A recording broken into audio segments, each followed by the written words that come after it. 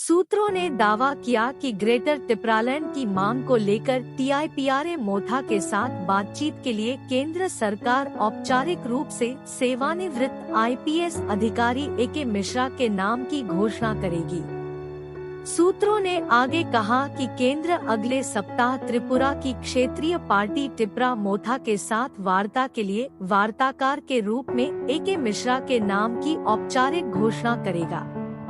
इससे पहले टीआईपीआरए मोथा के प्रमुख प्रद्योत माणिक्य देबबर्मा ने 23 मार्च को कहा था कि केंद्रीय गृह मंत्री अमित शाह 27 मार्च को वार्ताकार के नाम की घोषणा करेंगे, जो त्रिपुरा के मुद्दों और समस्याओं के संवैधानिक समाधान के लिए टीआईपीआरए मोथा की मांग का अध्ययन और जांच करेंगे। 14 लाख आदिवासी।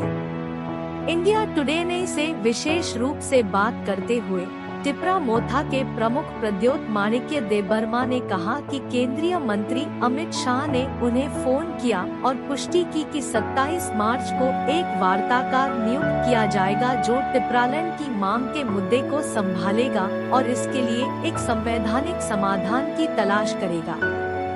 जो उसी